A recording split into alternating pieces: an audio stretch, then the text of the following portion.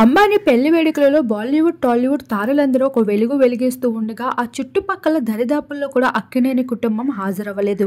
అంత క్రేజ్ ని దక్కించి టాలీవుడ్ లోనే ఒక సూపర్ హీరోయిన్ గా ఎదిగిన సమంతకి కూడా కాస్తైనా ఆహ్వానం అందలేదు. పెళ్లికి పిలుపు ఇవ్వకుండా సమంత అక్కినేని కుటుంబాన్ని ఘోరంగా అంబానీ కుటుంబం అవమానించింది అనుకుంటే టాలీవుడ్ ముద్దుగుమ్మల్ని మనం ఎంత ఆదరిస్తూ ఉంటామో బాలీవుడ్ వాళ్ళు ఈ పెళ్లిలో అంతే అవమానిస్తూ వచ్చేసారు మన తెలుగు యాక్టర్స్ ని. పెళ్లి వేడుకలలో అంబానీ కుటుంబ సభ్యులు కాదు, బాలీవుడ్ ముద్దుగుమ్మలు సైతం కొన్ని కోట్లు విలువ చేసి వజ్రాలు బంగారపు నగలతో ఆకట్టుకోవడమే కాదు, బట్టలు కూడా వాటితోనే తయారు చేయించినవి వేసుకొని అయితే కళ్ళు చెదిరే అందంతో కనిపించేశారు. ఇటువంటి పెళ్లికి తెలుగు యాక్టర్స్ ని పిలవడం గొప్ప విషయం కాదు, అంతే గొప్పగా మర్యాదలు జరుపుతేనే గొప్ప విషయం అంటూ టాలీవుడ్ లో గుసగుసలాడుకుంటున్నారు.